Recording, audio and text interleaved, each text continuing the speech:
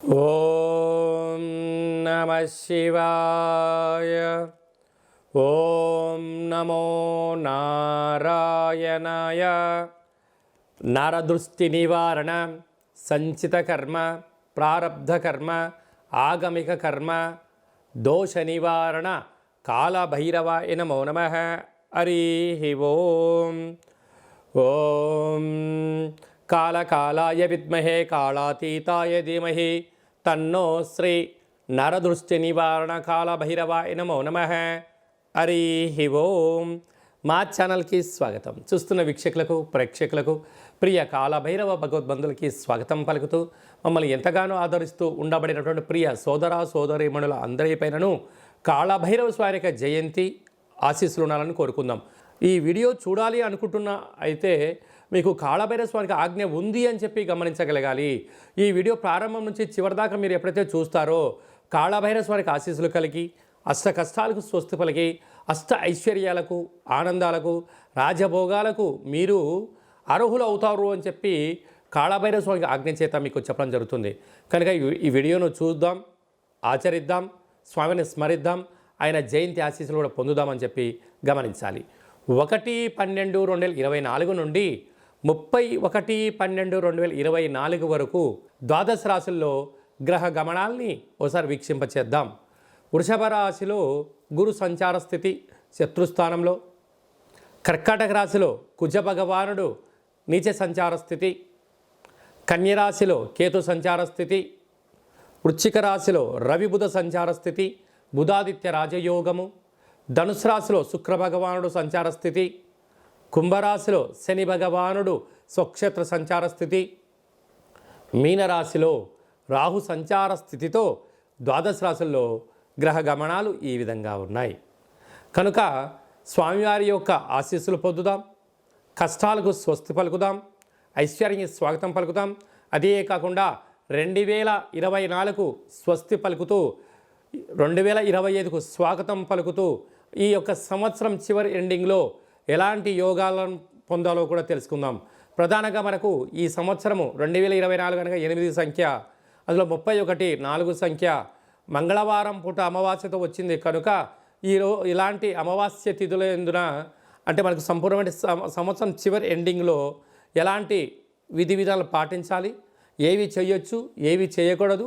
అలాగే డిసెంబరు 1వ తారీఖున కార్తీక మాస అమావాస్య ఆదివారంతో కూడుకున్న అమావాస్య ఉంది. కనుక ఎలాంటి విధులు పాటించాలో కూడా సంపూర్ణంగా తెలుసుకుందాం.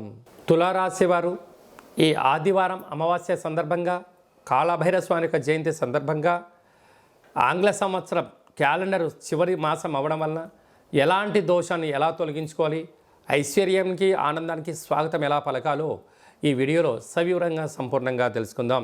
తులారాశిలో ఏ నక్షత్రాలు వస్తాయిగా? చిత్తా నక్షత్రంలోని 3వ పాదం, 4వ పాదం, స్వాతి నక్షత్రంలోని 4 పాదాలు, విశాఖ నక్షత్రంలోని 1, 2, 3 పాదం కలిపితే తులారాశి అవడం జరుగుతుంది. చాలామందికి పుట్టినటువంటి కాల సమయంలో డేటా ఆఫ్ బర్త్లో లేనటువంటి కారణం వలన పేరు యొక్క మొదటి అక్షరాన్ని అనుసరిస్తూ ఆ రాశిని తెలుసుకునే ప్రయత్నం చేద్దాం. రా, రీ, శ్రీ, రు, రే, రో, తా, తి, తు, తే అక్షరాల వారందరూ కూడా తులారాశి జాతకులే. తులారాశి యొక్క అధిపతి శుక్ర భగవానుడు.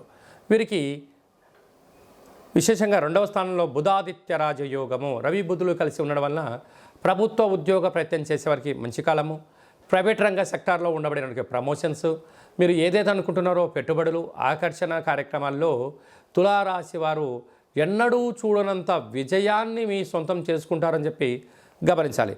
తృతీయంలో శుక్ర భగవానుడు సంచారం చేయడం వలన తల్లిదండ్రుల నుంచి, అన్నదమ్ముల నుంచి, అక్కా చెల్లెల నుంచి, బంధువుల నుంచి, మిత్రుల నుంచి గతంలో మీరు చేసిన మంచి సహాయ కార్యక్రమం వల్ల ఇప్పుడు అవుట్పుట్స్ రావడం, మంచి ఫ్రూట్స్ వలన ధనంతో, అదృష్టంతో, ఆనందంతో మీకు మంచి కాలము అని చెప్పి గమనించగలగాలి. పంచమ స్థానంలో శని సంచార స్థితి ఉండడం వలన పిల్లలు, చదువులు, అభివృద్ధి, కెరియరు, షేర్లు, అలాగనే విశేషమైనటువంటి స్థిరచరాస్తులు కొనుగోలు, క్రయ విక్రయాలు తులారాశి వారి సొంతం.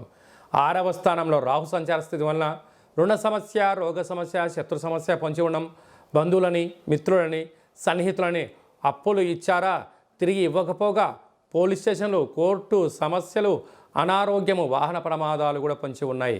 అక్కడ అష్టమంలో గురువు. తెలిస్తేనే చేయండి, తెలియలేదు మౌనంగా ఉండండి. లేకపోతే ధనం, సమయం, అనారోగ్యం కొని తెచ్చుకునే పరిస్థితి చాలా అధికంగా ఉంటుందని చెప్పి గమనించాలి. రాజస్థాన్లో కుజ భగవానుడు ఉండడం వలన, నీచం అవ్వడం వలన పై అధికారులు, సహ ఉద్యోగస్తులు, కింది స్థాయి ఉద్యోగస్తులు కూడా మిమ్మల్ని ఒక కంట కనిపెడుతున్నారు. మీరు ఎక్కడ తప్పులు చేస్తారా అక్కడ మిమ్మల్ని విరికించాలి అని ఎదురు చూస్తున్నారు. కనుక అసత్య ప్రచారాలకు మీరు బలి కాకుండా ఉండే ప్రయత్నం చేయండి. వీలైనంత వరకు మౌనం, ధ్యానం అవసరము. కనుక రహస్య చర్చలకు, రహస్యమైనటువంటి మాటలకు ఇది సరైన సమయం కాదు అని చెప్పి గమనించాలి.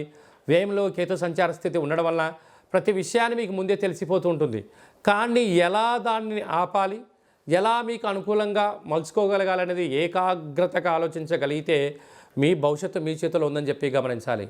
కనుక ఈ ఆదివారం అమావాస్య ఈ యొక్క సంవత్సరం చివరి రోజులో అవ్వడం వలన ఒక తెలుపు క్లాత్ను పరిచి అందులో బొబ్బర్లను పోచి కూష్మాండ దీపాన్ని పెట్టి పూజ చేసుకొని మీకు మీ ఇంటికి వ్యాపారస్థాన దిష్టి తీసి బ్రాహ్మణుడికి దానం చేయండి.